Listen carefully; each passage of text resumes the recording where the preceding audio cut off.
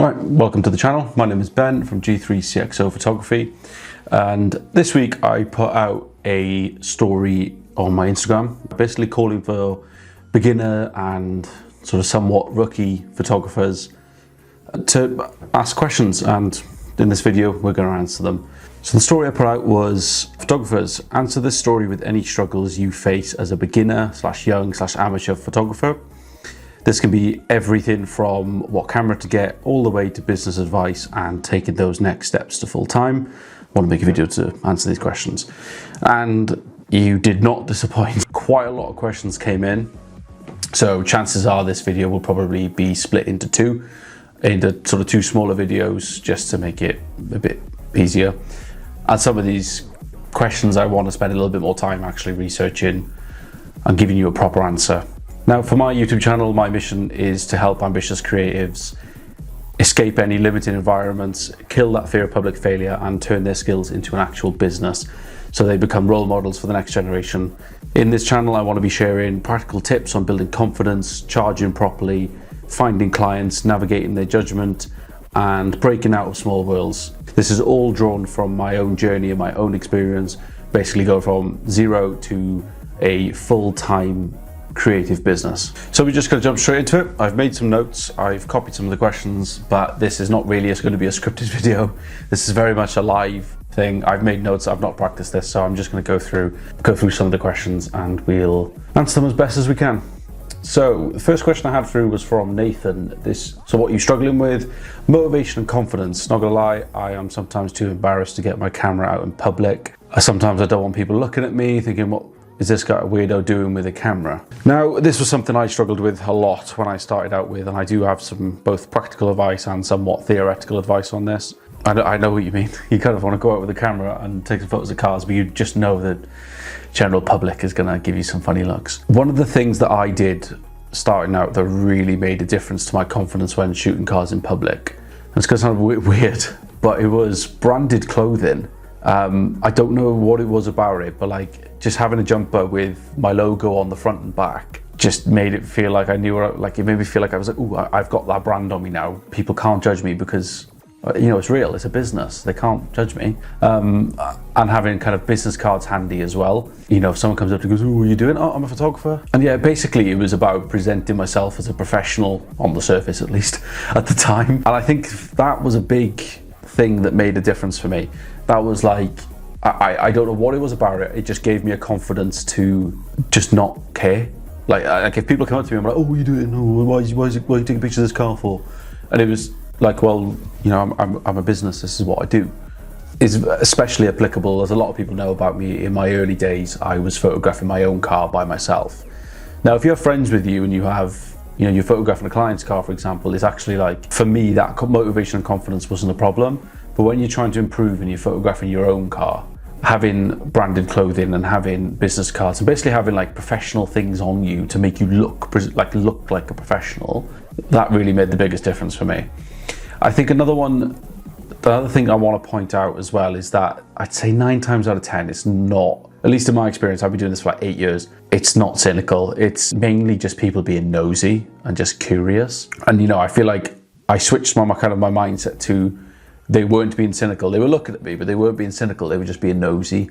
Something else I think is worth recommending as well is a book. A lot of people who know me know I do like my books. There's a good book called The Subtle Art of Not Giving a F. Now, there's a quote in that book that really resonated well with me and was, again, another sort of light coming on in my head when I read it. And it was basically something along the lines of, you barely remember the embarrassing things other people have done, so why assume they remember yours? When was the last time you were out in public and you saw someone trip, and you saw someone drop something, and you saw someone do something stupid, and you remembered it for more than 5 minutes?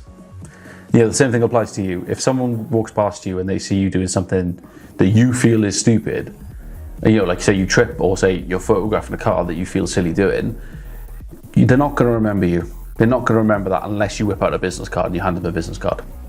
But they're not going to remember that. And I think that's very applicable. And that was something that really helped me out, to be honest. But yeah, I think my advice for that would be invest in some branded clothing, get some business cards. So if they do question you, and basically, yeah, present yourself as a professional. Remember that 9 times out of 10, it's not cynical.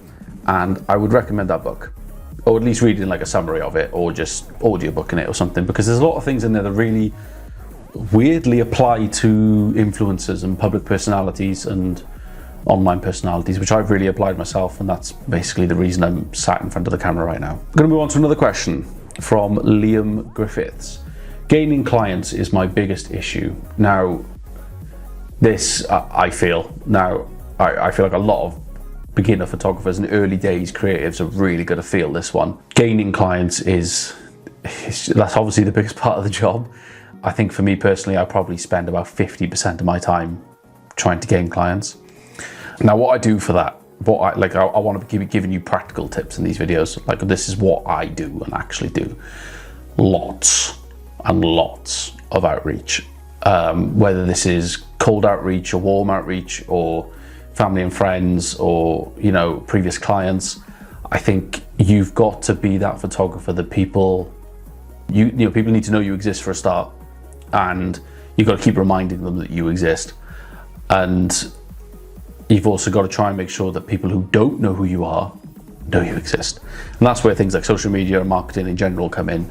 But marketing is a massive part of gaining clients, but I think a lot of direct outreach is a good way to do it, online and offline. So that's like cold emails, messages on Instagram, flyers, leaflets, posting in forums, community groups, everywhere. You've got to post everywhere, and you've got to be quite relentless with it. And yeah, this moves on to the next point I made, is about sharing your work everywhere. And I think this is again going to be another controversial one. Free work is a big part of it. Now, when I say that, I mean stuff. One, if you're going to do free work, do passion projects, or if you're going to do free work with a good return. What I mean by that is, if you're going to go do free work, do it for a company or a person or even a charity that, one, will value it, like will actually really value it. Two, will do something with it. You know, there's nothing worse than taking photos for someone they don't even post them, or don't do anything with them. They don't make it on their website, they don't use it for marketing, nothing. So you want to be working with people, if you're going to do free work with people who are really going to use those photos and put you out there and be grateful for it. Yeah, do the free work that comes with a good return. Don't just go do free work randomly. I think do it for people you think will, you know, promote you. A few years ago, I used to work for charity, and I used to do all their photography for them, and they would put it everywhere. They would recommend it to everyone. They would have my business cards in their cafe. They'd have put my pictures up in the cafe. It'd be everywhere. At any time anyone came in asking about a photographer, it was go speak to Ben. That was all it was. And that was because they were so grateful for all the free work I was doing for them. And it wasn't even a ton really. It was a fair bit, but it wasn't like, you know, it wasn't every week. It was a good, like maybe once a month I'd go do a bit of free work for them. And that I had weddings booked because of that. Like, and that's what I mean by doing it with good return. But yeah, gaining clients is a massive problem, and there's a lot of helpful tips out there, more helpful than what I can give as well. You know, a lot of good people out there. You want to look at people like Jamie Brindle, Alex Swamosi, just to name two of people out there who are really, really good for practical advice about gaining clients. And you've got to remember as well that when you look at these gaining clients methods, you don't just have to look at photography. You can look at freelancing as a whole and what that is. But yeah, lots and lots of outreach, and if you're going to do free work, make sure it's got a good return on it. Okay, another question from Beth. How to improve the social media side of it? How do I create videos on TikTok about what you're doing, confidence on camera, not necessarily just behind it? Now for this, I want to refer back to the book I recommended about the subtle art of not giving. That is just so fantastic for influencers and getting in front of camera and things like that. But again, some other practical advice on the social media side of things. Now, a lot of people know I have a decent following on social media. That's where a lot of my work comes from, and I built that from zero. Now, obviously with social media, there's a million different rules and there's a million different algorithms, but I think the very prominent thing is to know who your target audience are. Know the followers you want to reach, whether that's buyers, people who are going to buy your services, companies, you want individuals, you want private individuals, you want other influencers. You need to basically imagine the person that you want to be following you, and you basically need to tailor all your content for that person. So when it comes to social media, yeah, knowing your target is one of them. And another good way to grow your social media is something called the $80 method. Now, this is a strategy that has outlived every single trend, every change, everything. It's outlived all of it. And I just looked it up now just to make sure I've got a right definition of it. But basically, the idea was popularized by Gary Vaynerchuk. And anyone who knows Gary V knows he is the godfather for all things content and social media. It is a social media growth technique designed to build engagement and community by leaving thoughtful 2-cent comments on 90 relevant posts daily. So basically what you would do is you would find 10 trending hashtags in your area, in your niche, and you would comment on the top 9 posts. So basically what that meant was you'd leave 90 of your 2 cents. So what I do is I basically, pick through, I know a lot of people don't really use hashtags as much anymore, but this rule still applies. You want to find essentially 90 posts a day, which when you think about how much you doom scroll nowadays, 90 posts really isn't a lot. And basically, you would just leave your 2 cents on every post that you think your target audience is going to see. So if you're into your cars and you run a car page, you would post comments on other car pages, and you'd basically just interact, and you'd basically make sure that you show up in every single comment section. A lot of people I know, and me included, when I see a video, I basically switch to the comments straight away. You keep showing up and your name keeps showing up, people are going to eventually look at your profile. But yeah, that was what I did for a long time. I do still do it, but I need to do a bit more. But even if like you don't do 90 posts, just do 10. You know what I mean? Just instead of doom scrolling, like instead of just sitting there doom scrolling, you actually leave a comment on things, anything that relates to what your target audience would see. But I think, yeah, don't overthink it either. I think just keep it simple as that $80 method, and it's not ignore, but don't pay too much attention to all the trends and changes going on. Jump on some trends every now and then, but the $80 method is one of those underlying things that is just, as a strategy, has outlasted everything. And yeah, so how to create videos on TikTok about what you're doing and confidence on camera. Don't overthink it. Just set the camera up and just do whatever you're doing. Don't overthink it. When you start overthinking it, you roll into this trap and you'll never do it. But yeah, don't overthink it. Just pick the camera up, set it up wherever you're doing something, and just film what you're doing. That's it. Even if you're just clicking away on the keyboard or editing, just set the camera up there and just have it following what you're doing. And yeah, when it comes to confidence on camera, again, go back to that book, Subtle Art of Not Giving Up. For me, at least, confidence on camera came from repetition. It just came from doing it over and over and over again. Now, at first, it's never going to look great, but the more you do it, the better you get. It's one of those things, it's one of those journeys, you just have to do it. If you want to post on Instagram, for example, these reels and stuff, and you don't want your followers to see it, look at trial reels. Now, these are a really, really great little feature on Instagram that allow all your videos to be shown to non-followers. And that will, obviously, non-followers will be a lot more honest with you. And these trial reels are really good for reaching people you wouldn't have reached before. And they allow you to basically gauge how good that video will perform before you release it to your followers. Now, trial reel is something to look into. Definitely have a look into it. But yeah, $80 method, know your target audience. Don't overthink it, and confidence on camera comes from repetition. Now, if you made it this far in the video, thank you very much. I really do appreciate it. If you sent in your questions, again, I really, really appreciate it. If I haven't answered your question, please just send me another message or drop it in the comments below and I'll make a note of it for a future video.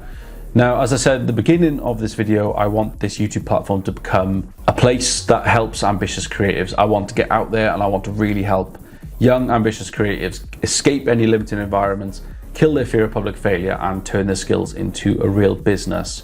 My long-term goal with this channel, I'm going to be dead honest with you, is to generate enough income to fund these projects that I have in mind. Now, these are not personal projects, these are projects that will help these young creatives out. This will be stuff, anything from workshops to giving away better camera gear, giving away stuff, to photographing special cars at no cost to the owners. So creativity and access aren't limited by the money side of things. I want to be able to give these young creatives an opportunity that they wouldn't have otherwise got. Now, if you think you can help with that, I would really appreciate you getting in touch. If you have a special car, you want to sponsor the channel to keep it going, or you want to partner up, if you share these values with me and you want to support the next generation of creators and creatives and entrepreneurs, please get in touch. I'll leave my information below or in the description, or I'll just make sure that it's available to you. But yeah, please hit that subscribe button. It doesn't cost anything to do that, but it really helps me get to this end goal. And yeah, if you could share the video and you could like it, and again, add any comments, I would really appreciate it. But yeah, thank you very much for watching. See you next time.